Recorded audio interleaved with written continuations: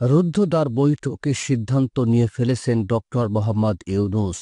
সরকারের দায়িত্ব পালনকে অসম্ভব করলে জনগণকে নিয়ে প্রয়োজনীয় সিদ্ধান্তের কথা জানিয়েছেন প্রধান উপদেষ্টা ডক্টর মোহাম্মদ ইউনূস। যদি পরাজিত শক্তির ইন্ধনে এবং বিদেশি ষড়যন্ত্রের অংশ হিসেবে সরকারের ওপর আরোপিত দায়িত্ব পালনকে অসম্ভব করে তোলা হয়, তবে সরকার তার সব কারণ জনসম্মুখে উপস্থাপন করে পরবর্তী সিদ্ধান্ত গ্রহণ করবে। দুপুরে উপদেষ্টা পরিষদের অনির্ধারিত বৈঠক শেষে এক বিবৃতিতে এসব কথা জানান প্রধান উপদেষ্টার প্রেস সচিব।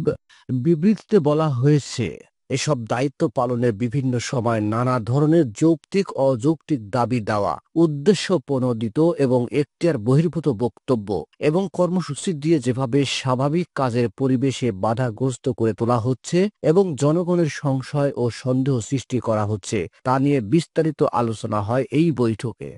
এতে আরও বলা হয়, দেশকে অস্থিতিশীল করতে বা স্থিতিশীল রাখতে, নির্বাচন, বিচার ও সংস্কার কাজ এগিয়ে নিতে এবং চিরতরে এদেশের স্বৈরাচারের আগমন প্রতিহত করতে বৃহত্তর ঐক্য প্রয়োজন বলে মনে করেন উপদেষ্টা পরিষদ। এ বিষয়ে অন্তর্বর্তী সরকার রাজনৈতিক দলগুলোর বক্তব্য শুনবে এবং সরকারের স্পষ্ট অবস্থান জানাবে।